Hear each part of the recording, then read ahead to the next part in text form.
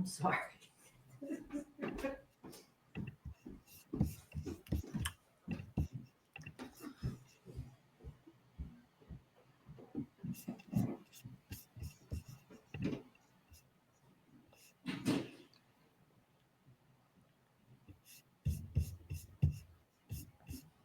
All right, and welcome back to the Paisan Sports podcast. If you were wondering why there was just 30 seconds of dead air, technical testing, I guess is what you could call it. Yeah, not even difficulties, just trying to make sure. Well, it wasn't technical difficulties. We were testing something. So anyway, basically, we're live on Facebook, and Facebook's changing a bunch of settings at one time, so it's kind of confusing to keep up with. So they've been messing with the settings of the live video. Which brings me to my meatball of the week, Mark Zuckerberg. But no, welcome to the Paisan Sports podcast. Dante DePlacido, presented by Elevation 5280 Sports. Dante DePlacido, joined as always by Zach Deal of What's the Deal Sports. So I've got to ask, what's the deal with the Phillies bullpen? My God, it's awful. It started on Saturday when they went into the ninth inning with 11-4 lead. I think it was 11. I think it was 11-4. Yeah, it was 11-4.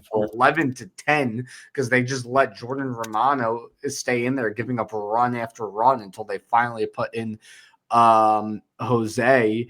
And then the bullpen blew the game on Sunday. And then the past 2 days, it was the offense that was not getting it done for the Titans. But then yet again today, the bullpen blew it. I mean, there was a lot of issues in today's game, but Jordan Romano allowing the Mets to walk off was certainly one of them. It's mainly Jordan Romano. Kerkering hasn't looked too good lately either. It feels like the only two good relievers we have are Matt. That's your boy, though. You've been that was your guy that you were talking highly of. That I was kind of, I'm still. Listen, I still have confidence in him moving forward. Right now, he's not looking too hot. I have zero confidence in Jordan Romano. No one does. But yeah, what's going on? I felt like I was being a little bit harsh on Kerkering, and then I kind of, I don't know if I foreshadowed it. I'm upset that if that's what happened, but it seems like after I, kind of talked down on him a little bit, that's when he started to struggle. So it was a weird coincidence right there. But, I mean, yeah, the bullpen, I'm not trying to get on you too much, but you did say that you weren't concerned at the beginning of the year when I was raising concerns before the season started about the bullpen and just like in general. But I also stated my displeasure with Jeff Hoffman I stated my disdain for the Phillies really only keeping Jose Alvarado around and getting rid of all the other relievers, and this is something we talked about last week on the podcast, we're without Jeff Hoffman and Carlos Estevez and Sir Anthony Dominguez and even Greg. You know what I was thinking about today, not to cut you off, but you know what I was thinking about today? I was thinking about a chain of events of different issues with the roster and how originally they traded Matt Vierling for what? Gregory Soto and Cody Clemens, who Cody Clemens just got put on waivers so Weston Wilson could come up. So Cody Clemens is most likely not going to be back with the Phillies because they had to remove him from the major league roster, who they got in that trade. And then they got Gregory Soto, who was a young all-star reliever before he came to the Phillies for a team that's been struggling in the years past. And they traded him to the Orioles along with Sir Anthony, who they also traded to the Orioles. So they got nothing out of that trade. And they lost a center fielder who's, a solid center fielder who's a better bat than Johan Rojas. Although we'll talk about it in a little bit, but Johan Rojas is actually playing pretty well right now. But he's a better overall outfielder and just productive offensive player than him. And the defense, Johan's really good, but on defense, but it balances out with Matt Vierling's bat. So that's a position they lost out on. And then they traded two relievers, like I said, to the Orioles. So I don't really understand what they're doing with the bullpen. Like they have one guy in Jose Alvarado that I feel confident in when he comes in, but that's really the only guy, and he's a lefty. Sir Anthony used to be that guy for like the 2022 playoff run when they finally got good, and then they just got rid of him, and he was a reliable arm for them. And then it's just a bunch of guys that like we can't really rely on. Matt Strom, I guess I feel like is the second best option coming out of the bullpen, another lefty, but I feel like we don't really have a dominant right hand coming out of the bullpen. And it's I think Kerkering has the potential to become that dominant right-hander. He's not there just yet. And for a team that's, that has World Series aspirations, that is certainly something they need. They need to make a move. They need to go out and get a reliever, which is so frustrating. The idea that they need to go out and get a reliever, which means giving up assets to acquire one, considering the fact that they had so many on their roster and just didn't really keep any of them. They either let them walk or they trade them away. I don't even remember anymore. Who did we trade Sir Anthony for? Was it Austin Hayes? Was that the Austin Hayes trade? I can't remember if I it was think it Gregory was. Soto. I think I it can't was. remember if it was Gregory Soto for Austin Hayes or not. Well, but Sir Anthony went to the Orioles, and I think that's where. I'm Austin glad you Hayes. brought that name up because I've been actually kind of peeping him a little bit and how he's playing, and he's on the Reds now, right? Austin Hayes. I don't know. I've not kept up with Austin Hayes, but I need to see. He was because last time I checked, it was Sir Anthony Dominguez and Christian Pache for Austin Hayes. So I mean, we had a great reliever, and we gave him up to acquire a guy who did absolutely nothing, and then we let him walk. And now Sir Anthony Dominguez, 8 1/3 inning into the season, has only given up 2 hits and not a single run. And this guy was in our bullpen. And you want to add insult to injury, Austin Hayes, he's only played 8 games this year. He's got 3 home runs, 9 RBIs, and an OPS of 1,078 for the Reds. Well, that's only 8 games, so that doesn't sting as much, but it still hurts. But yeah, the bullpen is a major issue. The offense didn't do great. The offense, did poorly in the Mets series, but you'll have series where the offense is slow. That's going to happen in baseball. And the Mets have like the best starting pitching in the league this year. They've allowed like the least amount of home runs. And on top of that, they're now, after today's win, the Mets are 13-1 at Citi Field. So that's something that kind of scares me a little bit because, the Phillies, if they kind of start to fall behind, the Braves get healthy and they start racking up wins, and the Phillies are on a season high 4-game losing streak right now. If they kind of lose level and in the playoffs, I believe the Phillies are going to make the playoffs, but if they're scrapping for a wild card spot and the journey that it takes to get there, and say the Mets are in position to have a bye in the first round, having the first or second seed, most likely probably the second seed behind the Dodgers if the Dodgers keep pace and stay healthy and have guys like Tommy Edman cranking home runs left and right that are unexpected. But it's going to be a tough journey to get through the playoffs if the Mets have to sit around for a week. I know obviously the bye has not done favors for the Phillies, and they've done better when they had to play the first round series, but it's going to be tough to beat the Mets if they're playing that well at home in the playoffs. Well, listen, before we look all the way ahead to the playoffs, I mean, right now. Well, the only reason I'm bringing it up is because it's most likely an opponent that they could see for the level that both those teams are on in the NL, and it's the series that just happened. So we had the measuring tape so far, and we haven't put anything on the scoreboard. It's 0-3, and the Mets are a divisional team who they're going to be in the race with all season long. Yeah, well. What I was about and you get to measure yourself up with one of the best teams in the league because record-wise, the Mets have. I think today, after the Padres lost, I think the Mets have the best record in the league, don't they? Possibly, but listen, what I was about to get into, what I was getting at here, is the offense played poorly in the Mets series, right? And like I was saying, you'll have a series with bad offense. However, the bullpen has looked horrible 2 series in a row, really throughout the whole year. So the bullpen is a real, actual issue. And I just want to bring that up because a lot of people will look at this Mets series and say, well, the hitting is just as big of an issue. I feel like I'm already seeing people say that, which I highly disagree with. The offense looked tremendous in the series against the Marlins. But you're also talking about like the least talented, one of the least talented teams in the league. Although they do have some talent, Yeah, like but for the that's what I mean. But bottom hold tier on, teams, because they have what talent. but here's the thing, even against one of the least talented teams, the Marlins, the bullpen still looked awful.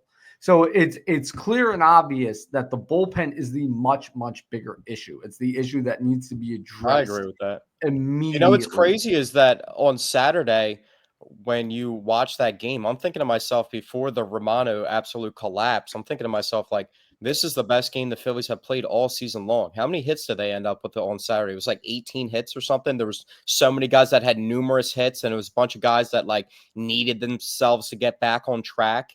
And they Yeah, got back on track, and then which they just had that absolute collapse at the end of the game. And it was well, just pretty I'm much, it glad. was primarily one guy, though, but a guy that was probably the biggest addition to their most lacking position group in the bullpen, and Jordan Yeah, Romano. they got rid of all their good pitchers. They brought in Jordan Romano, who and now ends up being the worst. But speaking of, them hitting the ball well on Saturday, I do want to highlight some hitters that are doing very well. Three really that I want to mention the most. One guy who was our worst hitter while we were doing well, and lately has possibly been our best hitter. He's on a 10-game hit streak, I believe it is. He went before the hit streak. His batting average was down to 150. Now it's up to 230. He had 3 hits today, and that's Alec Bohm, man. You talked about it before, how looking at the way he was making contact, he was hitting the ball hard. It kept hitting it to right to where the defenders were, and his luck has turned around lately. And he's hitting the ball very well as of right now. Yeah, the thing is with him, it's like for a guy that big, the third overall pick in the draft back in what 2018, or it might have been, was it 2018? Might have been. Sounds right. It sounds weird saying that because I felt like he was somehow in the organization before Mickey Moniak, but I guess it's No, he actually, certainly was yeah, not. he I know wasn't. that So I for a guess Mickey fact. Moniak, who's also having somewhat of a decent season, productive for a really bad team. But getting back on track with Alec Bohm, I just can't believe a guy that big just can't have any power and hit any home runs. It just Well, blows he's because my mind. he's lanky. Like the height doesn't matter. He doesn't have I mean, he he's doesn't have the 200. He's muscle over like 215 pounds, I because believe. he's tall as shit. He's what is he, like 6'4", and he weighs What what, about Onel 250? Cruz and Ellie De La Cruz, who are like 6'7" and still Well, they're cranking just once they're it's just shortstop? genetic freaks. It's a I know, different but with Alec sport. Bohm, I'm glad that he's doing better, and I had that written down as like, he's on a 10-game hitting streak for as critical as that everybody is of him. I think he had 3 hits today, and I was looking before the game, and he's And actually, well, his final hit could have very well been an RBI that would have put the Phillies in a much yeah, if better Castellanos doesn't get position thrown out, in but the bottom Castellanos half is of the also 10th. slow as molasses, and I was also going to bring up another topic real They could have quickly. brought in a pinch runner for him. I I know, think but that's what they but should I have was done. also, that's another topic that I'll bring up right after this, so I can stay on track with the Alec Bohm thing. But Well, after Alec Bohm, I want to get into my other 2 hitters I want to highlight. But yeah, all go ahead. right, with Alec Bohm, I felt like everybody was trying to anoint him. He was like in the cleanup spot, which is crazy for a guy that hits like 12 home runs. But everybody like tried to make it out to be like he was a more important player to the Phillies than Nick Castellanos as a right-handed bat. And I just never saw that personally. That's how, like, you've always known that I've been high on Nick Castellanos. And Alec Bohm's a good player. I think he was just in a really bad rump to start the season. And like we said, he was making good contact. It was just going right at people. But there was also bad moments, like when he struck out to lose the game and other moments like that. But if he can get back on track, I like him lower in the lineup. So I just don't see him batting high in the lineup anymore. I just don't see that Well, as an that's when he option. started hitting well, is when they put him lower in the lineup. I think that is a good spot for him, especially because you need a good hitter towards the bottom of the order so that the offense just doesn't go stale. So He also made a really good defensive play the other day. So that line drive that he caught, I think, yesterday in the game where he jumped up and snagged it. So I mean, if he can just do the little things to make his confidence, but that's also like a big thing to me. Is like you watch Juan Soto, like he has that massive contract, which is like double Trey Turner's and Bryce Harper's. I think it might, if you put those contracts together, it still might not add up to the total of Juan Soto's, but like you see like the play that Juan Soto makes even when he's not affecting offenses, like when he throws out Nick Castellanos, so we just talked about. And like to have like a superstar player able to make that play in the outfield for you. Like when it was the last time that we've seen like a Phillies outfielder make a play like that in a big moment? Castellanos. Are you saying like what do you mean? Like him like throwing somebody out? Wait, you said when was the last time we've seen somebody make a great defensive play in a big moment? Well, I'm like I guess like specifically talking about like throwing somebody out, like or just like a big Oh, because yeah, when I think of a Phillies player making a great defensive play in a big moment, I think of yeah, the I know obviously multiple all the sliding sliding catches catches that in the playoffs by Castellanos has made in the Castellanos. playoffs. In terms of a throwout, the best I could say is the Chase Utley play in the World Series.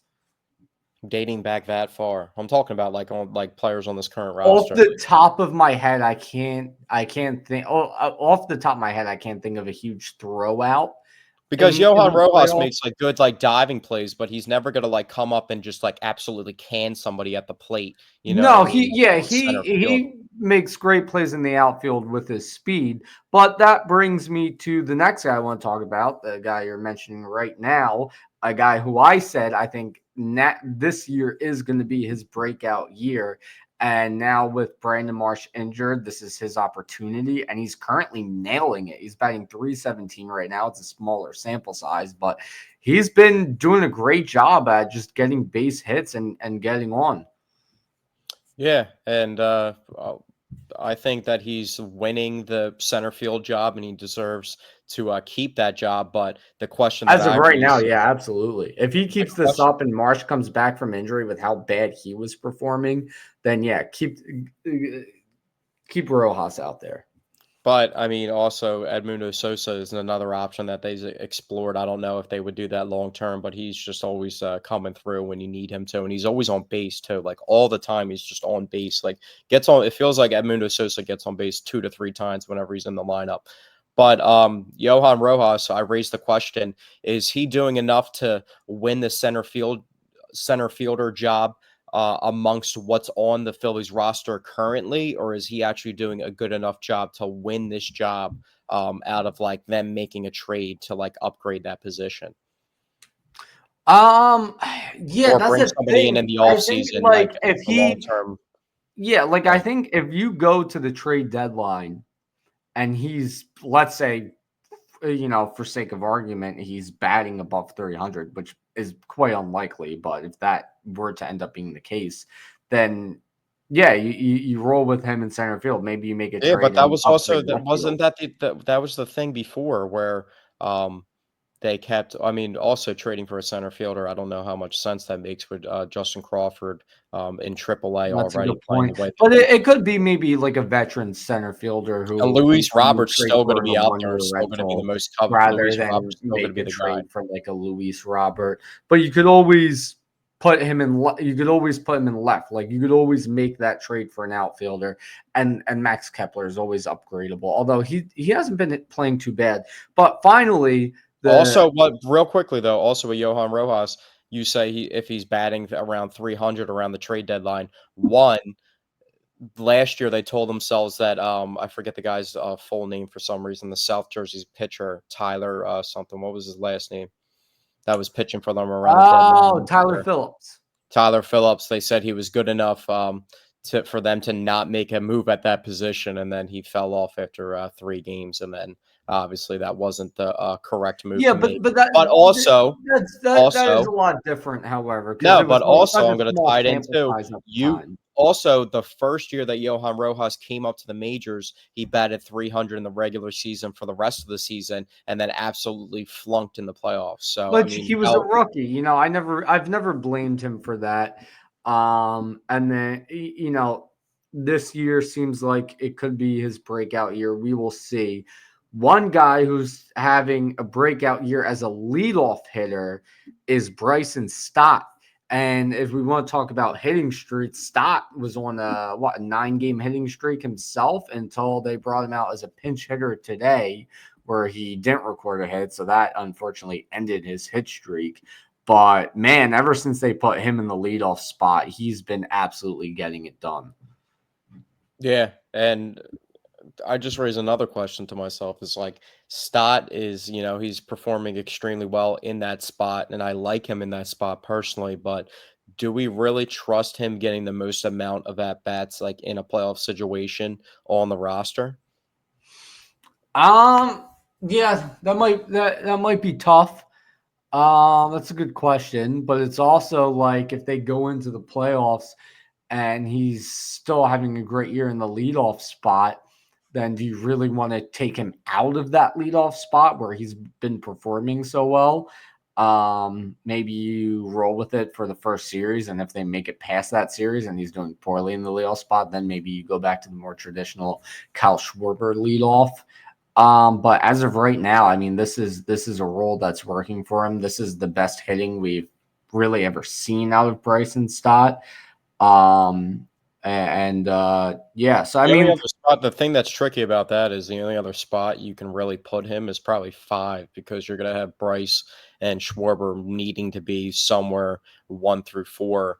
So you can't really put him there if he's not batting leadoff, but he's not going to be in the bottom like 6 or 7 of the order like he used to be. You know what I mean? That's like, I mean, I feel like he's taken Alec Boehm's spot and JT's spot in the pecking order of batting. yeah, And I, I maybe the spark that they need is like JT, who can like randomly come up with big hits. Maybe like he's the 9-hole hitter in a playoff situation, but maybe it's he's the 9-hole hitter now. Also, what was up with them putting? I know they faced a lefty, but 4 righties in a row in the batting order today well, I was texted you the very other day interesting. about that. I said I guess he doesn't care about handedness anymore because he had like 3 lefties in the top of the order and then like 4 in a row at the bottom of the order. And that was like a week ago, I I think. didn't notice that text. And yeah, he's he doesn't care. It doesn't really matter. I guess he's going with the formula of the last Phillies team that won the World Series, where they had the handedness Yeah, stacked up at the top of the order, and that was just the best that bats makes they had in the sense. pecking order. They try and do their best to chop it up, but with the struggling right-handed bats that they have on the roster, there's only limited options they can do. They're luckily they have more right-handed bats on the roster than left, but I mean. None of them are reliable right now besides Castellanos, and like I guess you can feel good about Alec Boehm getting on base, but like he gets on base, but their lineup, that's what I wanted to bring up about like the speed and like issue is like they don't really have they like Stott, Rojas and Trey Turner can run the bases, but Johan Rojas isn't always in the lineup, and Stott and Turner play next to each other in the lineup. So I feel like they don't have speed besides, I guess, JT as well, but he's aging a little bit, but he's also got speed. But you might have to have him stacked up next to Rojas when he plays in the bottom end of the order. So you have all your speed stacked in one spot, and then you have issues with like Castellanos, who's really, really slow. Getting thrown out in situations like that. Do you think they need to like upgrade their speed opposed to like their power? Because they also have a really big issue. I don't think so because they do have a lot of fast guys on the team. You know, you have Bryson Stott, Johan Rojas, Edmundo Sosa. JT can run well for a catcher. Mundo Bryce Sousa, I'll give Harper you that. He's can a good. run exceptionally well for a first baseman. Trey Turner, Brandon Marsh when he's out there. Not like a super fast guy, but he can run well. So no, I mean they have good speed on the team. It's just in that situation with Nick Castellanos, when he's on second base and it's extra innings, and he had previously gotten thrown out trying to make it home. I feel like in that position you should pinch run for him. I feel like that is a decision that could have been made there, and it ended up costing them.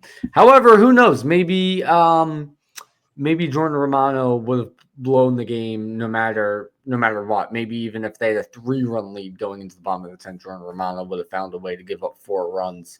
You never really know. So, Well, with the bullpen, the issue is everyone's like, oh, like put Ranger in there or put Taijuan Walker, and like it's been known Taijuan Walker doesn't want to do that. I don't know if things have changed and if he just wants to like showcase himself in any way, in any pitching form of opportunity that he's going to get, knowing that he's not going to be a part of like the regular rotation when that everybody's healthy, and then you have also Andrew Painter coming up too, so that's going to eat away at him. And then Ranger's in a contract year with Scott Boras as his agent. Like, how realistic is it to go ask Ranger to go pitch in the bullpen when he's in a contract year with that guy as his agent? that is a good point, but Greedy as he putting is. So. Ranger in the bullpen definitely would benefit this team. They need all the help they can get in that bullpen. And if Taijuan Walker continues to pitch very poorly, although his last start wasn't bad, but with him, you never know. If he continues to pitch poorly, hopefully Andrew Painter could be the answer as the 5th starter with Ranger Suarez in the bullpen. I feel like that could be an ideal scenario.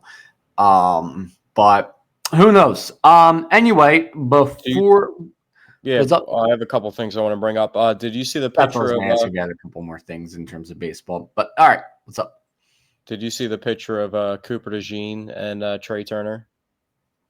No, I did not. Yeah, there's just a picture of like Cooper DeJean and Trey Turner. I think it was like real recently. I don't know how recent, but I saw it on social media. But the picture, like Trey Turner's got to be like, bro, he's got to be. And I'm not even just talking in comparison to Cooper DeJean, but just in general. Even if you cropped him out by himself, and there's not a comparison to make, like, dude, he's got to be like 140 pounds.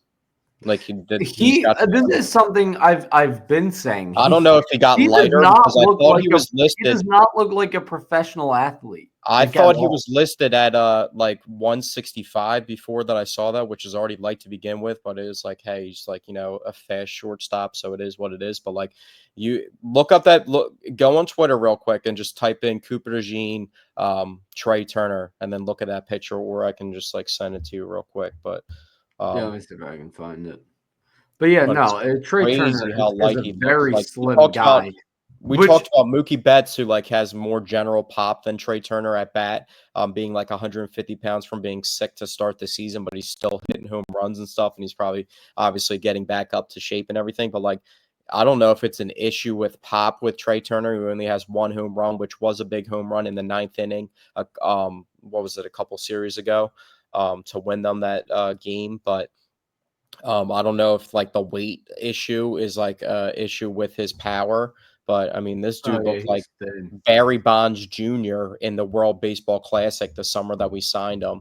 And then, the power just hasn't been consistent after that. But but it hasn't been consistent. Did you see the picture? It's been really good at times. I mean, with how poorly his first season here started out, he finished the year with 26 home runs. He had 21 last year. Like, he goes through spurts where he's hitting with he gets hot. Which is so insane to me with how thin he is that he's able to hit with such power during stretches of time. Did you find that picture? Yeah, I found it. Yeah. Isn't that crazy? Isn't it like that's like you didn't realize he was that small until you saw like that? This comes as no surprise to me. I've always noticed how thin. I didn't know it was like he looks like skin and bones. Like, I'm telling you, he's 140 pounds. I don't even know. Who's the other guy in that photo? I'm not sure who that guy is. Might just be a guy. I don't know. Might just be one. Yeah, I don't know. I forget where I saw that exact thing at, but Also Cooper DeJean, he's pretty jacked. So that's but I said without comparison because I wasn't even looking at. No, he's like very thin. I looked at Cooper DeJean after the fact that I was like looking at Trey and I was like, wow, he's skinny. And then like I looked at him and I was like, yeah, like he's husky, but like that's not even what I noticed. Like there wasn't even a comparison notice. It was just like Trey stuck out by himself, and I was like, wow. Do you think Zach Wheeler's like developing a new issue with home runs? Like, he's still stellar and good, but 6 home runs or 7 home runs out already this year? Here's one picture that kind of highlights how skinny he is, in my opinion. You know, that does not look like a I pro don't know. athlete. Like his That waistline just looks really. like, you know who he looks like? He just looks like an insurance salesman who does CrossFit. That's what he looks like to me. Anyway, Wheeler, yeah, no, home runs have definitely become a problem with him. At He's least he like doesn't let it turning compile though. paranoid. That's the good thing. Like it's like one mistake or whatever, but that's just not something that's like, that's something It's kind of that's like, uncharacteristic of him. yeah. And Hopefully he it's sad fixes because it. we But just signed. speaking of Aaron Nola, actually, that's one more guy I want to complain about today, and I almost forgot to. My God, he is awful, dude. Aaron Nola, he looks like the worst pitcher. He looks worse than Taiwan Walker. He looks unpitchable. It is horrendous, dude. It is horrendous. And he got so lucky with that Juan Soto foul ball. What Jesus about Christ. what about what about him just getting put into the bullpen because it gets that bad at some point? Do you think that's I even like wouldn't hate close to an it. option? I would not hate it. He's really, really bad. Maybe when Ranger comes back up, throw him in there now. Tell him, hey, listen, buddy, pitch well, and you'll get put back in the rotation. Well, that's last week we talked about them getting sucked into one horrific contract with Taiwan Walker and then almost being done the contract and still having him on the roster and then signing that Aaron Nola Yeah. contract 7-year re-up to what, year 2, and he's making 25 million and it's not working out so far. So, and that's Speaking like of that that, was supposed to be like the big, addition from within when they made that contract when they haven't done well, anything in the offseason. That's how they Aaron spent their Nola money. pitches well every other year. He's done that throughout his entire career. Kind of reminds me of Cam Newton during At least the good thing times is in the now we NFL. have like 3 guys that we have potentially 3 guys, 2 guys most likely that are already ahead of him in the rotation and can really hold it down.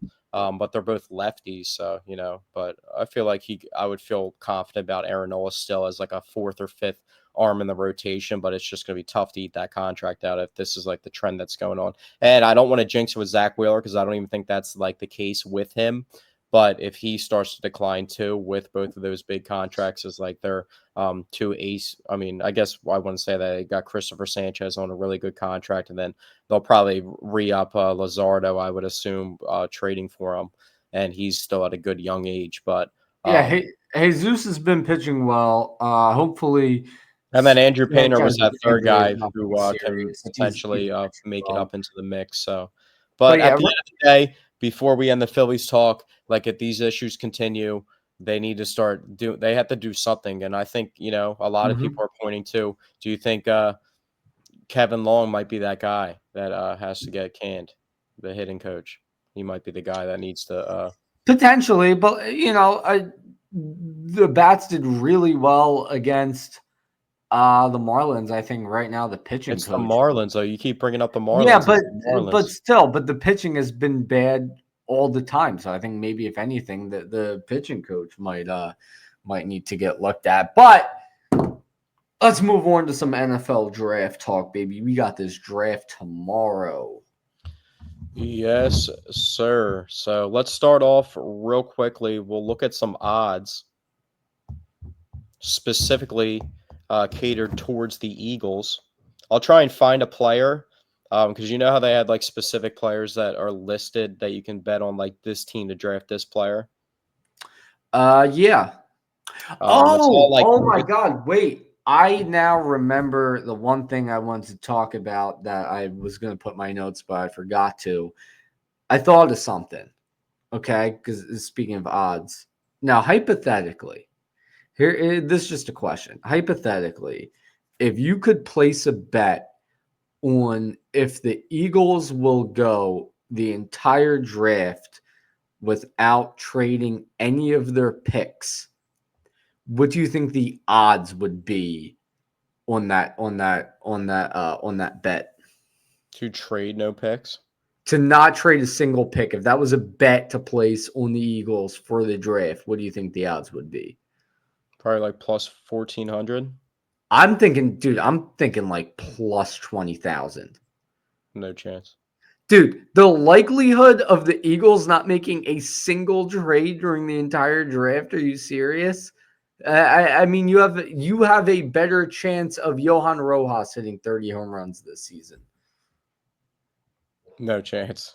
That's never happened. Johan Rojas might not compile 30 home runs in the next 5 MLB seasons. And that's still likelier. I would take that bet, and that bet would be for him not to compile. So you're betting that he's not going to do it instead of you're betting that he is going to do it. To not do it, that would probably be minus 170. No, I think It would plus not be 200. positive odds. Plus 200. I'm saying plus 200 on No that chance, bet. bro. You said 5 seasons? Has he hit 6 home runs in any season? That's a good point. Yeah, okay. He's hit like 3 max or 4 maybe, if that. But I would take. I have a lot of confidence in Johan. But if you want to start off the conversation with that, I'm trying to find a player, which I can't find because there's all like high. Like if we're looking at players on FanDuel that you can bet on to get drafted, is Cam Scatabo, Omarion Hampton, Tet McMillan, Jalen Milroe, Jackson Dart, Ashton Genty, and Shador. So out of those players, none of those guys are favorited to go to the Eagles. So that's what I was trying to look at. But let's look at what FanDuel has for the Eagles as favorited to be the position that they draft. So plus 110, if you had to guess which position plus 110 is, which would you guess? Which is the favorited odds? I'm not sure if they would have it listed as edge or just D line, but that's what I'm going to go It's listed with. as both, so you're actually correct on both. So that's wise of you to say that. Second, plus 420, second odds. What do you think that would be?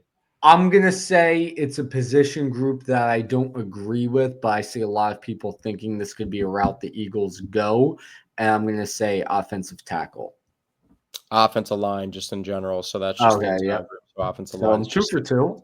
Two for two. Keep it going. Keep it going. So D line and edge covers. Well, I guess 110 for D line and edge covers defensive end, outside linebacker, and defensive tackle. So it's 3 positions. So not only are then edge also, I would guess edge also covers a linebacker that's used as a pass rusher. That's true. But with that being said, plus 110 to plus 420 between that and the offensive lines actually, for those two to be the favorites actually isn't that large of a margin at all because they're covering that many positions. Because offensive line covers 3 positions with tackle. Can I guess what third is? So third. I'm going to say, I'm not sure. Hold on. Let me lay it out for you. So we have the next 3, so 3, 4, and 5 favorited, like the 3rd, 4th, and 5th most favorited positions that they would take. There's a gap of plus 100 to all together, so it's plus 550, plus 600, and plus 650 between 3, 4, and 5. So plus 550 third, which do you position? Now, I'm not sure if they just have DB in general. If so, I'm going to go DB. But if they have it more specific, I'm going to go safety. Nope. Really? You're close. You're close. I was thinking tight end would be 4th. So I'm going to say tight end is 3rd, and then either DB or safety is 4th. Yeah, safety is plus 600 4th, and cornerback is plus 650 5th. Okay. And then it goes down the line. I'm going to say last. I'm going to take a guess on which position is last. Actually, no, okay. Last would obviously be quarterback. So I would say second to last is running back. Tied. Plus 15,000 for both. Yeah, I mean, the likelihood of that is very slim.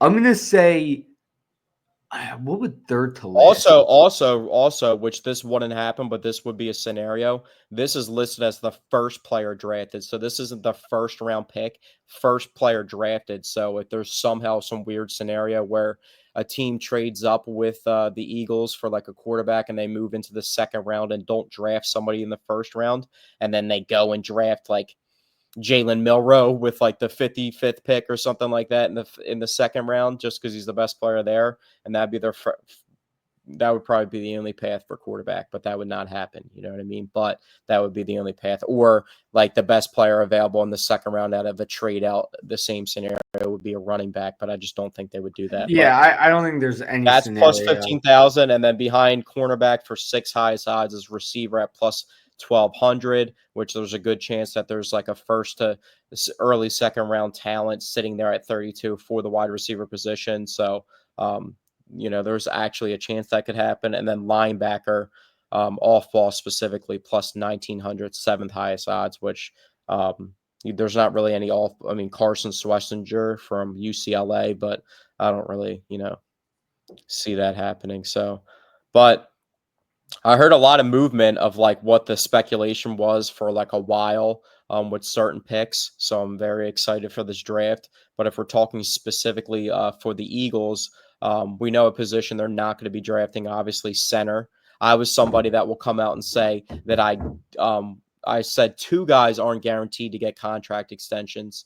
I'm 0 for 1 already with Cam Jurgens. I said Nakobe Dean and Cam Jurgens, two guys that I really like, and you know how much I like Nakobe Dean. But I said in previous podcasts, I don't know if those guys are locks to get extensions. And Cam Jurgens just got an extension that makes him the second highest paid center in the entire league behind the Chiefs' Creed Humphrey by only $1 million per year, $17 million per 4 years, $68 million. I think that ties him to the Eagles through 2029.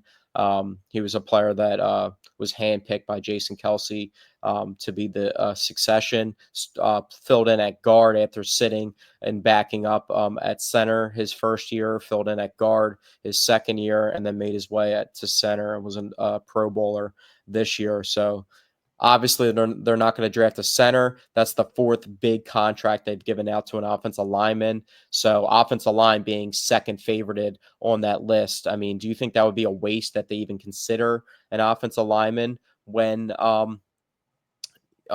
as their first drafted player when they have four big contracts to the offensive line? Or do you see the reverse in it to where you get a guy with a 32nd pick if that's where you draft your first player and he's an offensive lineman with 5-year control on a cost control contract that's like less than $5 million per year, and he's a talented guy if the right guy's there?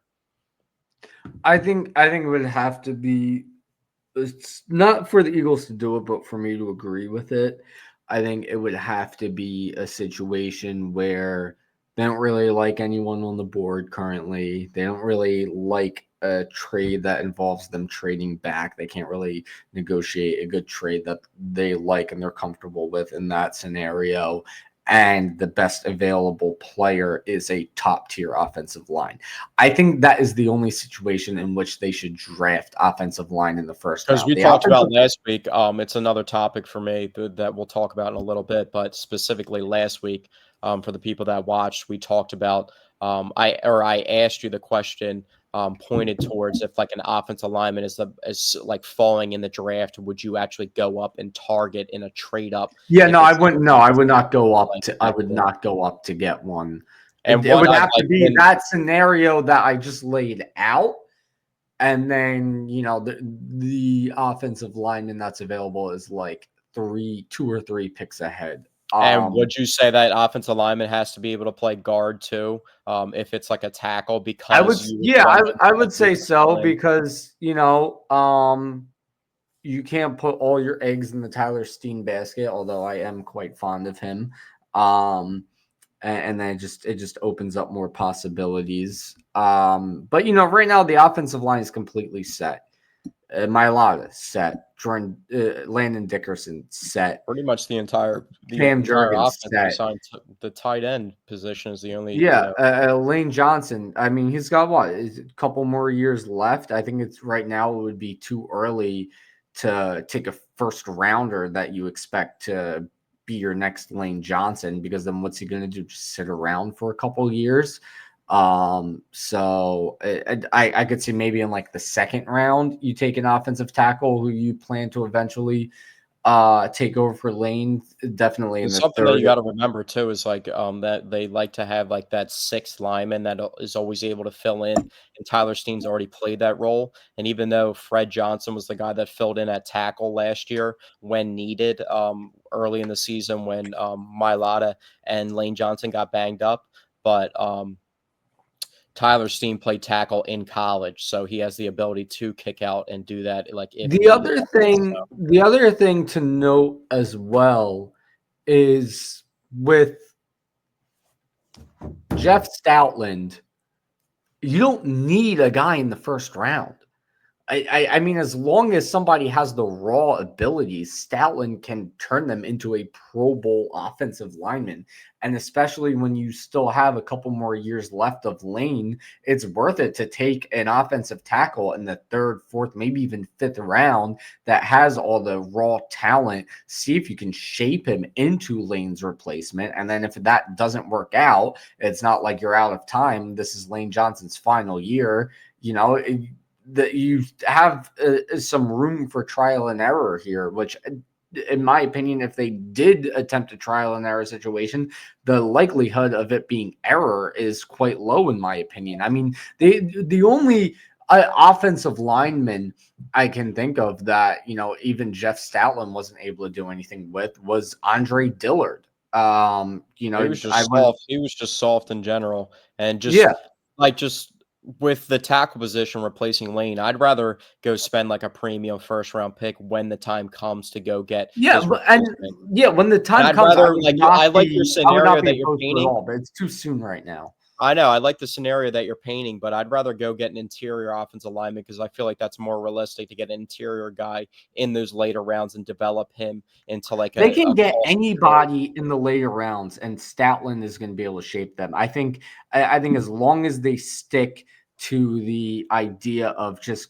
going after a lineman with pure raw talent and then letting Jeff Stoutland take care of the rest, I think that is a working formula. It's what they did with Kelsey. It's what they did with Mailata.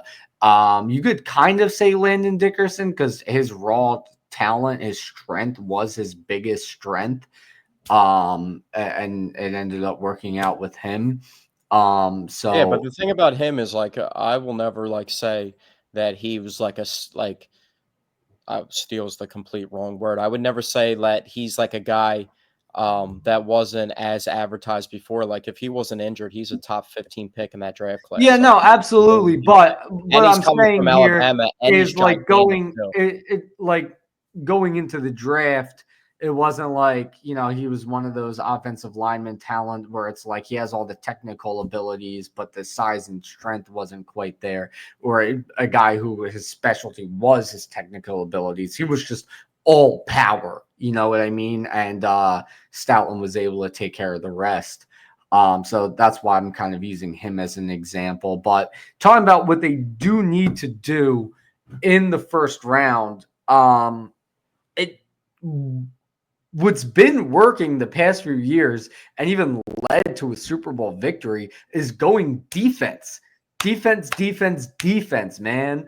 Ever since they drafted Jordan Davis in the first round, think about all the guys they've taken in the first couple rounds: Jordan Davis, Nolan Smith, Jalen Carter, Cooper DeJean, Quinyon Mitchell.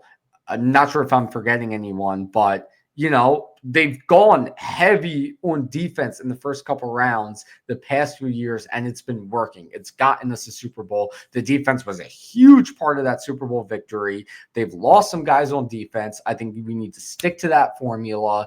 And the two guys who I really want, the guy whose last name I can't pronounce, Donovan something, and Malachi Starks. Either one of those guys I would be thrilled with. That would be a home run. I think they can easily make one of those two guys happen tomorrow night. Malachi Starks apparently is never going to be in the range of falling to the Eagles. The only thing that I saw a mock draft earlier today that had him 2 picks before the Eagles. Sal Paolantonio put up who's like one of the most plugged in Eagles guys that there is, being a longtime ESPN guy. He said that the Eagles love him and he's a realistic chance that they go out and get him, but they'll have to trade up because the entire they'll have to trade up a few but picks. The only issue but with they won't have to trade all the way up to pick 15 or anything like that. So I think Malachi he's not going to fall into the late 20s. I don't know what. I think early 20s, from what I've been seeing, is definitely possible, and early 20s is definitely doable. When I say they have a great opportunity to get one or two of those guys tomorrow night, when I say that, I am saying, they have a great chance of Donovan falling to them or of trading up to get Malachi. I don't think Malachi falls all the way to pick 32, but if he's in range enough, Howie can go up and get him. Well, that's like also the case. I was going to ask like which guys are like the premium guys you're willing to go trade up, because I hear I would trade up for Donovan too, man. I really like that think guy. he's going to go. I think he's going to go in the early 20s. I'm hearing like crazy stuff, and I saw mock drafts from like really respected people like Colston Loveland and Tyler Warren falling out of the top 15. I feel like if Tyler Warren or Colston Loveland, if Tyler Warren is falling out of the top 15, you got to go and try and You know what? If you would have asked me 2 months ago, I would have said absolutely. But I don't know. Just with I don't know if I would say Tyler Warren's like Brock Bowers level, but you saw Brock Bowers last year fall. I don't know if teams are going to be like, oh, I can't let the next Brock Bowers type. I just really want to build the defense back up, if I'm being honest. I like the other safety, the dude that tested out of the waters, 6'3", 225, runs a 4.3. Malachi Starks is a great player, but he also ran a 4.6.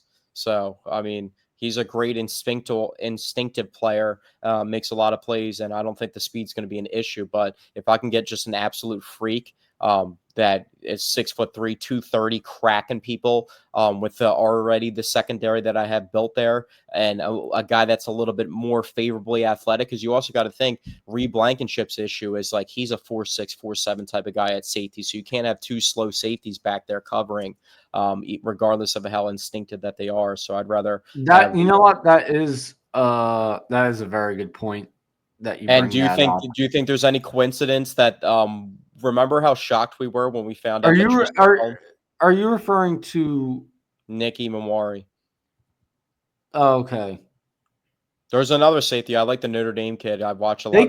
They could probably get him in the second round. No, he's minus 1350 to be a first round pick. I'm looking at PFF right now. They have him on their big board at number 67, which is they're also notoriously known for having like all over the place like rankings on people in different grades, especially college, and what they value. But do you think it's a coincidence that remember how shocked we were when we found out Tristan McCullum was 6'3"? Do you think that's a coincidence that like a guy like that was getting more playing time than Sidney Brown? Maybe just because they are like this 6'3" I didn't even know Tristan McCullum was 6'3". This is news to me. Yeah, we brought it up on one of the episodes because I brought it up. I do not recall this at all. But yeah, I mean, also that was just what I was talking about. Like, there's two ways you can look at this position for the Eagles.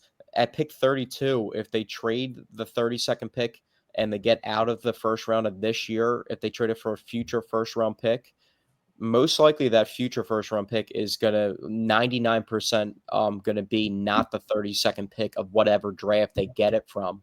So it's already going to be a better pick. So that's one way to look at it. Or you can look at it having so many guys with high contracts on the Eagles roster, even though Howie's a contract wizard, and even more guys, they've already had to move on from younger type guys like CJ to make room for contracts in the future of other guys. Maybe they value of staying at 32 and even drafting a guy that's not necessarily a first round guy, but they like, and they would have to trade up from the 64th pick for their second round pick to get in the second round. Maybe they draft a guy like that at 32. So they had the 5th year option and a cost controlled guy under a contract, and they had that extra year.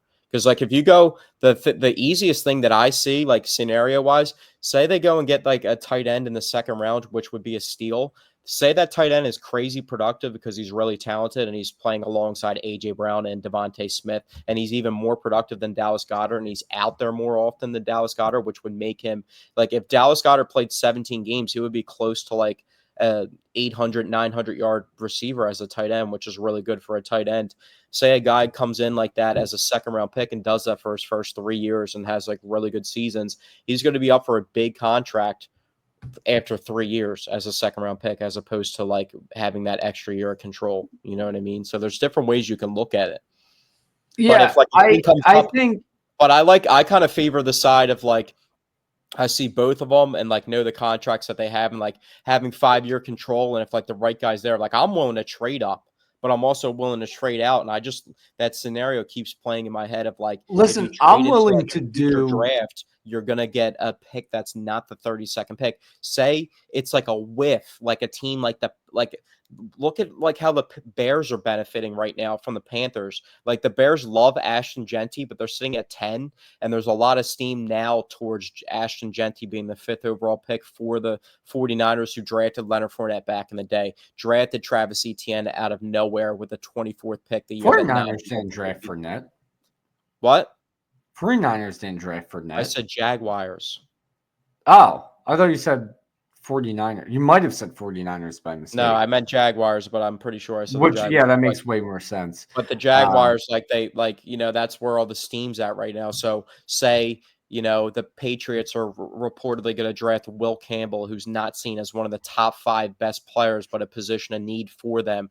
Maybe the Bears, they have that ammo from the Panthers trade. They had the 39th pick in the second round and the 41st.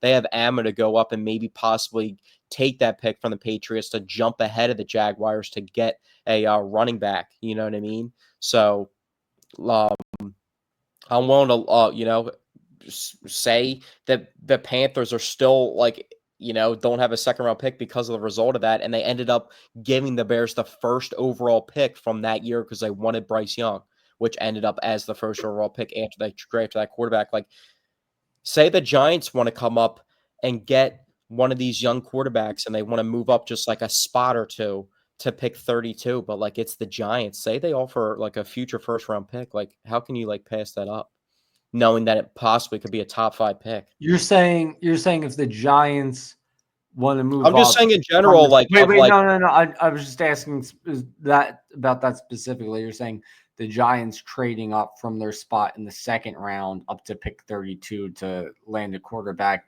because they hypothetically would have went like Abdul Carter with their pick. Is that what you're saying? Yeah. Well, that's the scenario. That's most likely what's going to happen too. I mean, listen. And also, I just realized in that scenario, they probably wouldn't have to give up a future first round pick, or say that they wanted to just pick in the second round early and they said, hey, we'll give you a future first round pick instead of like the 34th overall pick. It didn't even have anything to do with that because like if they wanted to move 2 or 3 spots, it wouldn't cost a future first on top of that. But say they wanted to move up and like it wasn't or like another bad team like that wants to move up to go get a guy and like that they could potentially be bad. And the Saints already gave us a draft pick before, and it ended up being a favorable pick that helped us out a lot and helped us. Listen. Here's the thing. Here's the thing.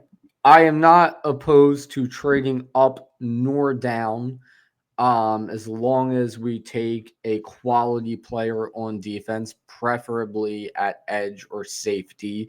Actually, hopefully at edge or safety. Linebacker, we're good on off-ball linebackers. How does tight end make you feel? Like if they end up trading up for Tyler Warren or Colston Loveland, how does that make you feel? I would much prefer defense. But the other thing I was going to get at is helping the Giants, though. I feel differently about. I think we have a really good running gag screwing over the Giants. And what I did want to get to from that is I saw 2 different posts today that reminded me of one of my favorite moments in Eagles history. One post was showing off all the times the Eagles have traded up in the draft to get a quality player over the years, and it was a lot of them. I didn't realize, all of those guys we trade up to get. And the other post was a question asking, what is your favorite moment on draft day? And to both of those questions, actually the first one wasn't a question, but they both made me think about one of my all-time favorite moments. I don't know if you've ever seen it. If not, you live under a rock. The Giants fan who was live streaming during the draft in 2020 or 2021. Yeah, it was 2021. The Giants fan who was live streaming during the 2021 draft. And the Giants are like not on the clock, but they're couple picks away, and he's like, I really think they go Devontae Smith here. Wait a minute, why are the Eagles on the clock? He starts freaking out, panicking. Remember, why would they do that? They just like to mess with us. And then the Eagles. Remember, we jumped the it wasn't as hyped up as that, but remember that we jumped the Cowboys for Dallas Goedert? Yeah, That was that also was another also classic great. one. But But did you see the seeing that live stream, just it's such a funny moment. That guy is just so goofy, like it just and nah, the watching him best bang, moment? It it's wasn't so even freaking close. funny. And then he brings a buddy onto the live stream, and he's like, "You guys are at the draft," and they're like, "Yeah." He's like, "Why did the Eagles trade up? They're gonna get Devontae Smith. Why would they do that? It's not good." And then that's just the end of that call. It's the whole thing is so freaking hilarious. I love it. The best thing that I saw was the Eagles account specifically posted like their moments of like guys getting drafted, and all of them were like guys like just chill, like Cam Jurgens smiling, Landon Dickerson clapping, Jalen, whoever was around him was like shaking him rapidly, and then there was also I didn't realize Jalen was like literally standing next to AJ Brown when he got drafted by the Titans. Like I didn't know it was like that. Like I knew that they were close, but like it was like how like we question the authenticity of their relationship. Like AJ and Jalen actually, like Jalen was next to AJ Brown when he got drafted, like literally the second person next to him standing when AJ got drafted by the Oh Titans. my God. Crazy. You just made me realize something, and this is going to be our segue. I have 2 meatballs of the week. That's Hold right. on, hold on. Oh, we got a lot more to cover, my brother. Don't cut me off We got a now. lot 'Cause more I to didn't even get cover. close. I didn't even get close to what I was going to talk about. But um, Well, let me just give my first meatball of the week right now, then, because I forgot all about this when I was trying to I think didn't of even the get to meatball tie of the in week. what I was saying, bro. And I never cut you off, and you always cut me off. Always. No, I you never cut me off quite often. ever. You cut me You off never quite a stop lot talking. because what you'll do is you'll ask me a question and then I'll go to answer it. And then you'll be like, because that's what I was thinking. And then you'll go into a whole thing and then I don't even end up answering the No, you never question. stop You talking do when that quite when I often. try to start But talking. You're doing it anyway, all right right, now. continue. No, but the Eagles, regardless of AJ and Jalen's close relationship, the first video of the slideshow was like, "What's your favorite draft moment?" And the first video, everyone's like all chill, like I said, throughout the slides of the different ones, like even Grant Calcaterra's like crying and stuff. And then the first one that you see though is Nolan Smith, and he goes, "Hey, N'Kobe, I got green on," and he lifts his pants up and he's got green socks on. And then N'Kobe's like there at the draft party with him and he daps him up and everybody's cheering. It's like the most electric like Eagles draft moment I've ever seen. And I don't know how I just saw that clip now. I don't know if like the Eagles have been holding on to that, but that's on their Instagram account. Looks like you didn't see that clip. I've never But, seen that. No, I've it's the never best seen video. that. You'll love that video. It's literally like Interesting. it starts off and he's like Nolan Smith. There's like probably 40 people in the room and he's looking at his phone. He's like, "Hey, N'Kobe," and N'Kobe's not even in the frame. And he's like, "I got green on," and he says it like that. And then like he lifts his pants up and he's got green socks on. Then he stands up and runs over N'Kobe and daps him up, and everyone's like screaming, cheering, and stuff. And like, That's funny. I've yeah, never it was seen it. iconic. But ESPN mock draft right here. Specifically, I don't know if this is the exact player. I'd feel good about this pick as a defensive tackle, Kenneth Grant from Michigan, 32nd overall pick. But more specifically, it says the Eagles, Philadelphia would love to get a safety, but Eamon and Starks are off the board, which I heard. I think this is Peter Schrager's mock draft. I also heard from Todd McShay today. I listened to his podcast. Like I've listened to it like every episode for the past month with Draft Talk. And he was saying that there's a better chance that both safeties are on the board in the second round as opposed to both going off the board in the first round. But if you look at the odds on DraftKings, that kind of says the opposite to what Todd McShay said. But I really trust Todd McShay's and some of his other opinions are really accurate. But with the Eagles, regardless of the safety thing, it says both safeties are off the board. This is like the little write up behind it. One scout told me the Eagles will draft the biggest and best guy on the board.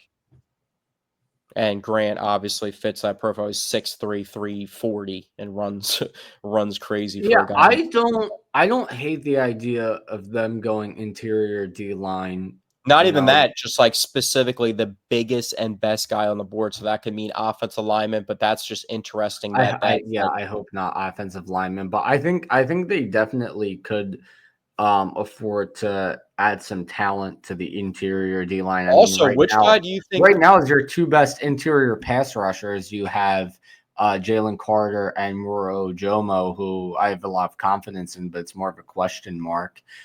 Maybe Jordan Davis gives a bigger sack total this year because we were looking at the stats in the playoff run. I think he had 2 sacks in the playoff run, so he actually was pretty decent rushing the passer on limited snaps in the playoff run. He's only playing 14, so maybe he gets more just in general, just in a contract year and them trying to justify it and just the rotation lacking. And I was going to ask you, who have you seen the most mocked player besides like Malachi Starks too? Because there's one specific name that I feel like you're going to say, and I just wanted to talk about that name. I wouldn't say any specific player because usually I look at a mock draft and I scroll the way down and I get to the Eagles and it's an offensive tackle and I just roll my eyes and move on to doing something else. So I don't even like take notice of the offensive Really, I lineman feel like it's been one because guy I don't care who the offensive lineman named is. I just think them taking offensive lineman would be a mistake and I get upset when I see it. Well, I was going to say I've seen the Ole Miss defensive tackle Walter Nolan Jr. like mocked. Really? I feel like anytime I look at a mock draft, they list a freaking offensive tackle, and it just annoys the shit out of me. This year has been like and I feel like that's every year. I feel like it's every year. Every time I look at a mock draft, it's a freaking offensive lineman. And I'm like, that's stupid. There's no reason for them to do that. And then they end up going defense, which makes more sense. And it works out a lot better. I'm getting fed up now. I'm getting annoyed. I'm getting worked up. I feel like that's not the case this year, but Walter Nolan Jr. has like been that guy. He has like a couple like character question marks. And like I've seen so many people mocking him to the Eagles of the mock drafts that I've seen of like people that actually, really know what they're talking about. And then I like the ESPN's final mock draft. He's like going 8th. And I've heard him like not falling past the Falcons. So there's no chance that he's even going to be close within the range. But I mean, he would be a guy, I guess, like they would be on their list for them to consider to move up for. I would move up for both of those tight ends, like Tyler Warren. I feel like they would have even more inclination to do, even though I've heard they really like Colston Loveland, and that is a guy they're already going to target. But if the rumors about Tyler Warren are actually true, I would go up and target him. There's like 1 or 2 tackles I would consider if they fell, but they would have to fall probably into the 20s. And Simmons from Ohio State and Kelvin Banks, like if it's not one of those 2 guys, but I don't think they're going to be there that late.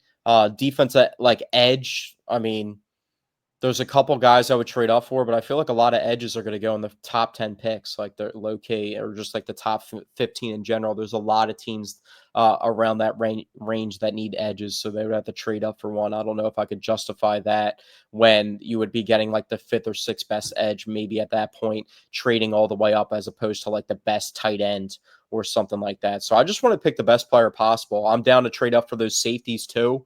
I saw a mock draft that had them going with Maxwell Hairston, who's the cornerback that ran a 4.3, who has really good size. I would be down for that.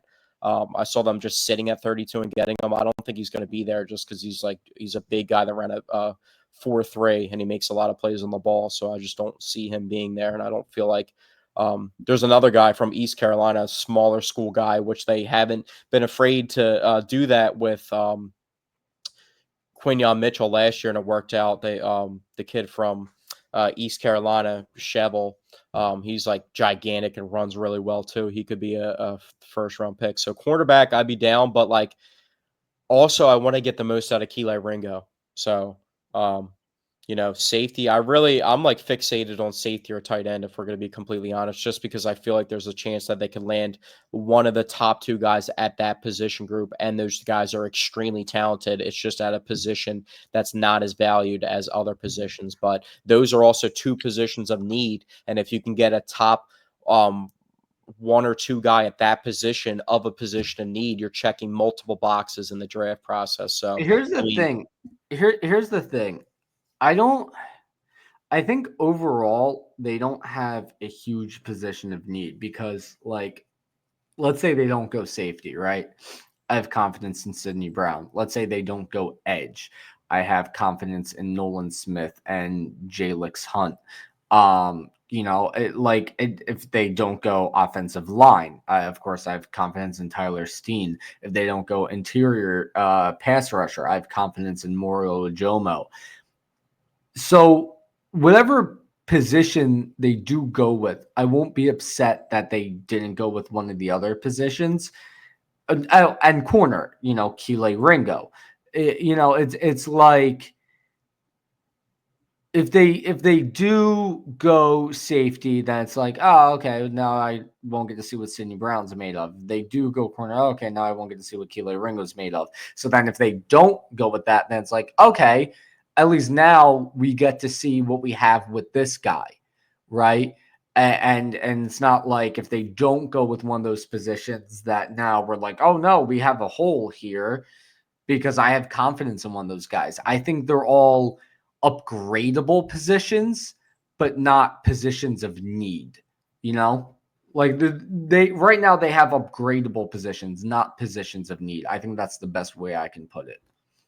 Yeah, but all those guys, they're some of them are best suited as rotational guys, and some of them Well, there's that's a it. Well, and that's why I mainly want them to go D line because that's where you'll actually see a rotation, and that's why I want them to go with that. It's like let's let Jalix Hunt and Nolan Smith eat, but then work in possibly Donovan, right? Whereas with I mean, safety, are like you're also forgetting they signed Aziz Ojulari, who's 24 years old, and they also signed Josh Uche, who's young as well too, 26, yeah, 27. yeah, those guys as They well. already have Well, I built-in mean, options there. but that's the thing with D line. You can work all of them into a No, rotation. yeah, I'm not like saying I'm opposed to edge, but like you get my case for like possibly getting like tight end and safety. Like they clearly moved on from CJ. There's a really good chance they move on from Dallas. If not this year, it most likely will be next year. And they need to, Grant Calcaterra, whoever I you're going wouldn't to hate draft. it if they went tight end in the second round. It's just in the first round, I want to see them add a stud on defense. That's what I want to see happen. I feel like you're crazy. I understand like the common consensus. If you look at it, like Tyler Warren's like a top 5 player. Like he falls out of the top 15. I don't know how you wouldn't be happy about them trading up. I kind of see how you No, I wouldn't wouldn't be. hate it. I just would prefer defense for That for. doesn't like like that like gets me like juiced up. Like I'm feeling crazy. Like we just added a gigantic weapon to the Eagles if Tyler Warren is like they trade up and get him, or even Colston Loveland.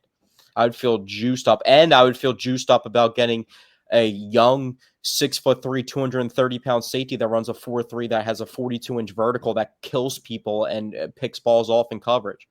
Bottom line is, unless they do something really stupid, I'm going to be excited as well. Like, there's just so many different ways they can go about it that, like, I don't think I think there's a lot Well, of as much as right we talk about the answers in what players they like can trading do. up for a guy or not, the conversation was when I started listening to the Todd McShay podcast and consistently was when they had Howie Roseman on, and that specific episode. I think we chopped it up a little bit on here and transcribed it and had talked about some of the topics of what he talked about there. And the conversation was the way last year's draft played out. They sat and waited for Quinyon Mitchell to fall to them, and it ended up happening the way that their board played out with that historic draft of, all the offensive players going early in that draft and the first defensive player getting drafted like the 17th pick. So they waited Quinyon out and it worked out, but they knew they couldn't wait on Coop, so they went and traded up with an in-division rival to go get Coop. So it was like kind of a reverse. They had the same scenario and they just had to pick and choose, and it worked out for them that way. But That's the I thing, feel like man. this How is draft, a genius? How is a genius? I have a lot of confidence he's going to do something good tomorrow night. I have a lot of confidence he's going to do something good again Friday night and Saturday afternoon. So I'm excited, but it's time for my second meatball of the week. All right, my second meatball of the week is Nico Harrison. You might be thinking, oh, Nico Harrison was a big meatball a few months ago, but what do you do now? Well, he opened his stupid mouth. That's what he did. And he revealed how much of a dumbass he actually is. I had to look up the exact quote again a moment ago, but he said, I knew Luka was important to the fan base. I didn't know it was to this extent. How dumb are you, man? It's Luka freaking Doncic, one of the best basketball players we've ever seen touch the court. Who is just phenomenal. He's the centerpiece of your franchise, and you trade him in an idiotic trade, and then you're like, I didn't realize he was this important. Like, what? What are you doing? I was just thinking off the top of my head.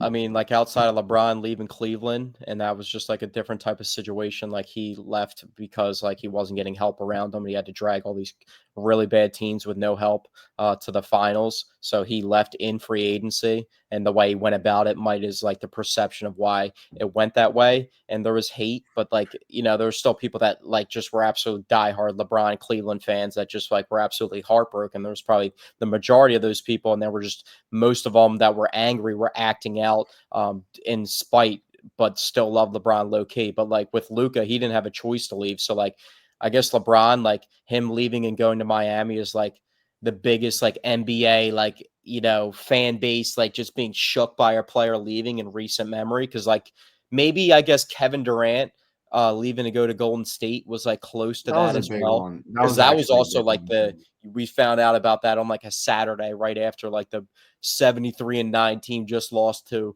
the Cavs and LeBron in that crazy comeback, one of the craziest ever. But like, Kevin Durant, that was a crushing moment too. But like, I guess LeBron like leaving Cleveland like is like the basketball wise. Is there like an NFL like situation Shady. like that? Shady, man. That's what I think No, I'm of. talking like, Shady. but like league wide, like it was felt by the league, like a player like moving on and like going to like a different team. And it was like a That's a hatred type thing, good like villain type question. situation. That's a great. I guess Tom Brady going to the Bucks. I mean, that was pretty huge. Patriots fans had a similar reaction of them just being like distraught by it. Which I thought was so stupid. Like Patriots fans were like angry at Tom Brady. How dare you leave us? It's like, dude, he got you guys 6 Super Bowls. Yeah. And you It's spent just tough because 20 a years situation with like your that. friend. 20 years and 6 Super Bowls. If Jalen Hurts ends up giving us 20 years and 6 Super Bowls, he can do whatever the hell he wants after that. He could go to the Cowboys for all I care if you give us 20 Nah, years and 6 you can't rings. do that at all. That's the opposite. Maybe Like not the Cowboys, but like you get what I'm saying. Jason Peters is like severely watered down to me because of that Cowboys stuff. But I but like I like another sport, like I can't really, baseball. I don't really like Juan Soto moving New York's or like I guess yeah, yeah, that Shohei actually is leaving a the great Angels example. and Shohei leaving moving Los Angeles is Also, Juan Soto, you know what? I could maybe do a meatball trio here, and throw Juan Soto in as a meatball of the week because of the comment he made. I'm not sure if you saw it. He said, like, because he's been struggling, or at least he was struggling at the time. Um, he said, it's a lot. He said something along the lines of, it's a lot harder when you don't have the best hitter in baseball hitting behind you, which is just like, it's such a dickhead thing to say. For I mean, one, it's truthful though. I mean, he's not lying. well, he's got Pete Alonso behind him. I mean, Pete Alonso is no Aaron Judge, but like, come on, man, like I didn't that's even just get to an bring that up insult. about. I didn't even get to That's just bring an him up. insult to Pete Alonso, a guy on your team, by being like, "Well, what am I supposed to do with this guy behind me?" And it's like, dude, I'm freaking Pete Alonso. What more do you want, dickhead? I mean, yeah, Pete Alonso is a great player. That's something I didn't get to talk about earlier, but we'll save it for another day. But the Phillies should have seriously looked into signing him, and he's having a phenomenal year, and he's killing the Phillies in recent memory. But I feel like Shohei, I guess moving to the Angels is like a bigger impact to that franchise, moving off them. They still have Mike Trout, and they replenished the roster pretty well. But like that was fatal, and especially to see a guy at that level, like arguably the greatest player of all time, like move like to this team like across the street, literally.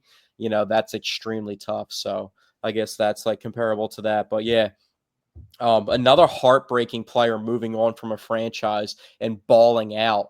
and you didn't respond to the hand in this text about the Phillies batting order, and you also dicked this text about Tobias Harris dropping 22 points. Because I didn't want to fucking talk about it. That's why. Because I didn't want to fucking talk about it. But now that I do think about it more, if it means the Knicks losing in the first round, I hope Tobias goes off every night. That series is currently tied 1-1. Which Interesting series. You Yeah, want to see game something that's 3 is really, tomorrow really night. Jalen Brunson is continuing to just be an insufferable player to watch, just throwing his body into drawing fouls, a rule they supposedly changed a couple of years ago, and then I guess they just forgot all No, it about hasn't it. changed at all. Everybody's still doing it. Luka Yeah, does it. it He really does it. like hasn't changed at all. Shea Gilgeous-Alexander, but there's a new montage that dropped online of something that I haven't noticed because I watch a lot of his games, but like it's getting bad. Nikola Jokic is like going crazier than Joel with flops. There was like a montage of him 5 times in game 1 of Yeah, that I series. mean, listen, Like Brunson's crazy flopping like fouls, like crazy. jumping in the Jokic air, is jumping flopping in like the air. crazy, and people aren't complaining about nearly as much as they did with Embiid, which I think is insane. And then, like, the other thing too is I saw a Sixers fan on Twitter complaining about Jalen Brunson, him flopping, and I was like, "Oh, another Sixers fan talking about." It's so different. Like Embiid wasn't just like throwing his body at people and flicking the ball up in the air. Like with Embiid, it was about him just like fighting his way inside and just allowing the contact to come and Well, putting it. no, I mean, I will stop you there because everybody, it's not just Joel, everybody, Luka does it, Shea does it. Like I said, you can go down the list. Everybody does the mid-range flailing, Well, flailing Embiid foul always shot. had the Everybody swim does move. that. That was like the one thing you could say about Embiid with him getting fouls is he always had the swim move where he would take his arms and then lift up to shoot while allowing the defender's arms to be on top of his. That's the one move like that he did that was legit foul baiting, but it wasn't like I still don't think that's as bad as just throwing your body into a defender and putting the ball up because it's like, what else are they supposed to do in that situation? At least with the Embiid swim move, you can maybe say, don't put your arms there and whatever. It's like, yeah, okay. There's a lot of counter arguments you can have to that, but it's still not nearly as bad in my opinion.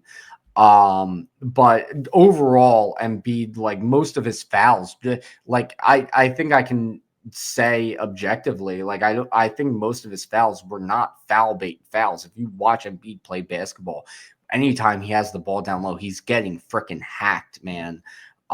It's just like watching that other brand of basketball of just throwing yourself into defenders. It's so freaking unwatchable. And then what always makes it worse is when they do that and they don't get the call and they start crying like a baby. That makes it like so much more just insufferable. I can't stand it. Yeah, it's just a part of the game. Everybody does it. But what's the sad thing is I'm looking at the odds of according to Tankathon, and the Sixers have the 5th best odds for the first overall pick. So that's good. The 10.5%. Yeah, we've gone over this. The Jazz, the Wizards, and the Hornets 14, and then right in front of them, Pelicans 12.5. Second pick, it's the same percentage for the Sixers 10.5 as opposed to the first.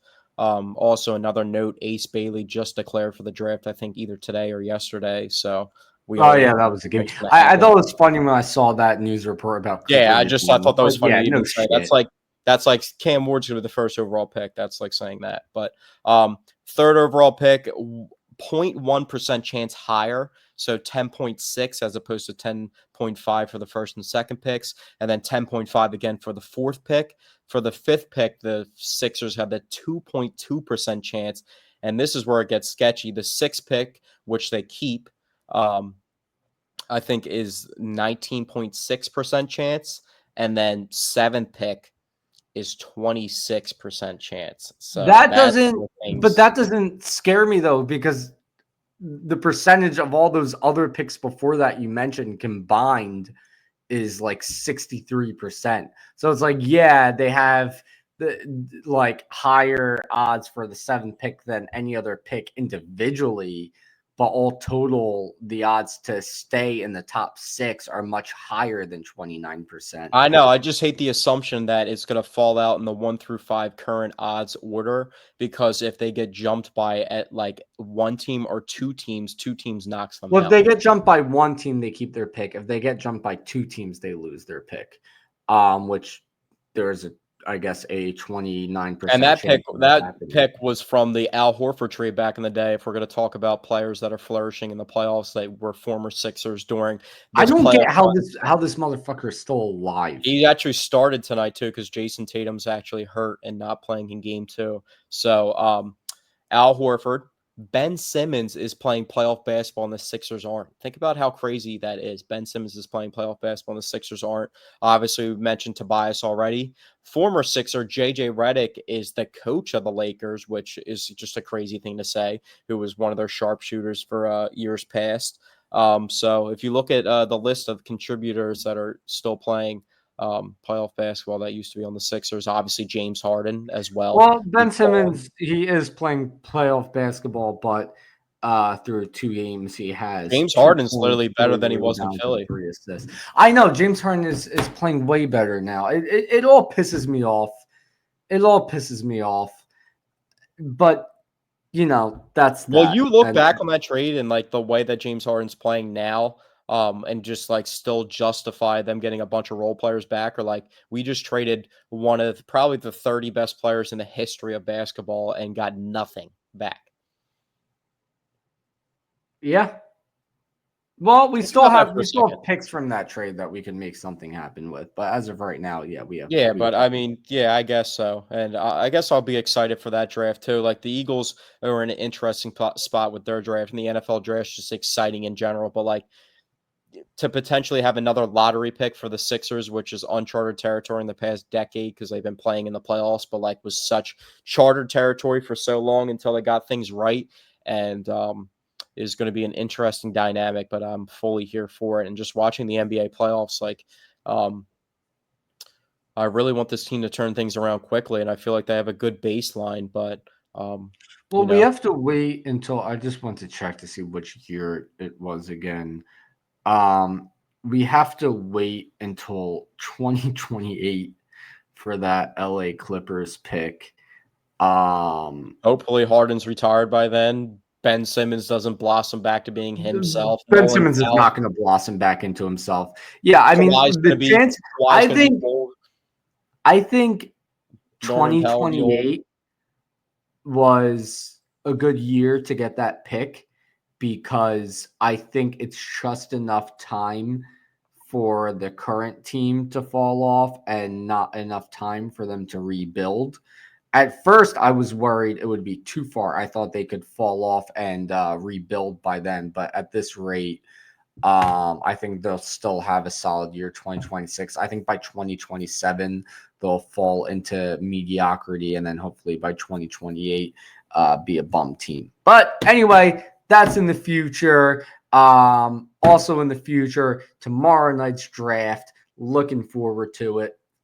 Also, we're going to be doing Elevation 5280 Sports. Oh, is that locked in? I wasn't sure if that was locked in. Yeah, I got an email from Mike today, so we're going to be doing that. He actually needs somebody to run the stream. So that's why I kind of soft launched that segue. Yeah, that was actually good that you reminded me of that. So we'll be on there. I don't know exactly when you're going to join Dante right off the rip because you're most likely going to want to talk about. What time does the draft start? It's either 7 or 8. I think it might be 7. Thank God it's 8. Yeah, I have a meeting all the way in Bordentown, which is central New Jersey. I have a meeting there at 6 o'clock. So I'll probably end up leaving Bordentown around 6:45 or 7. So I'll probably get home just in time for the draft. So yeah, hopefully that will be the case. Yeah, I mean the Eagles are picking 32nd stock, so you might have time. We're gonna be up late. We're gonna be up late. Yeah, we're gonna be up late. Or if they pull off something crazy and I'm trade hoping him. they just I'm hoping they pull up some ridiculous trade where they trade into the top 3 and take Abdul Carter, so that A, we get Abdul Carter, and B, we can then go to bed. The Yeah, likelihood of that is very slim, but if they were to pull that off, I feel like Howie would be able to pull it off in a way where he doesn't give up anything too ridiculous. It would have to be a ridiculous trade, but not giving up somebody like AJ Brown in the same sense. yeah, I see. That's what I was gonna say. Is like that's all fun and games until AJ Brown's not on your roster anymore. But Howie would find a way to make it work. He would give up like quite a few first round picks or something insane, but he wouldn't give up any star talent if he were to end up making that trade, which very unlikely. All right, give me a crazy draft prediction. Shedeur goes top 5. His draft position just got lowered to over under 21 and a half. It keeps dropping and dropping and dropping. That's why I'm saying it as a crazy prediction. He goes top 5. You can take your money to the books and bet that too. Yeah. I have a couple. One, there's a good chance that a Michigan player, especially if they fall, is drafted by the Eagles. In the mock by ESPN, that defensive tackle Kenneth Grant that they're picked at 32 if he's there is from Michigan. Colston Loveland, there's some rumors that he may drop. Tight end, they could go and target. Mason Graham, the defensive tackle that was seen to go to the Jaguars for the whole draft process and be a lock there, is now not a lock by any means to fall to go to the Jaguars. And I've heard a scenario where he even falls out of the top 10. So if he falls out of the top 10 and they can go get a defensive tackle on that type of level, that would be crazy. And I'd be willing to go up and move that. And also the cornerback, Will Johnson. I'm a huge Will Johnson guy. He ran a little slow at his 40. In his 40, but like all the college tape, he's just so good and phenomenal. Like if they're going to go and target a corner, that's the type of guy that I would want. I'd be willing to go trade up for him too. And I even saw him falling into the mid-20s. So if it's like a no-brainer for me if he's falling into the mid-20s. So Michigan player getting drafted by the Eagles is one of my predictions. And two, I think the Eagles won't be picking at 32. I think that's a safe prediction. I think that's Whether it's them, but that's not saying whether they move up or move back, but they won't be picking at 32. Yeah, I think that's a good prediction. Yeah, I feel that's pretty a good confident safe in that. prediction. Thank you guys for tuning into episode 95 of the Paisan Sports Podcast, and make sure you tune in tomorrow night to the Elevation 5280 Sports live draft show, which I most likely assume will be on their Facebook page if you're not familiar with it yet. So make sure you guys check that out, and you'll catch me and Dante's reactions to the Eagles draft picks, and we'll obviously react even more extensively in next week's podcast to that, an update on the Phillies, and if there's any basketball news that we need to be made aware of. So real quickly before we get out of here, when is the lottery showing for, because it's got to be coming up? It's if I remember off the top of my head, I want to say May 10th. May 12th. I was close. May 12th. Yeah, so I'm looking forward to that. We got like less than 3 weeks coming up for that, so that'll be a big. We could do a live thing for that because that is a huge lottery. Yeah, I didn't know if that was like happening next week, and I had to tease that at all. So I just wanted to make sure. So yeah, that'll be the big news that we're waiting for in the future, Sixers wise. So, but thank you guys for tuning in to episode 95. 5 more episodes away from 100, and we'll be back next week. And make sure you tune into the Elevation 5280 Sports live draft show tomorrow night for the NFL Draft 2025.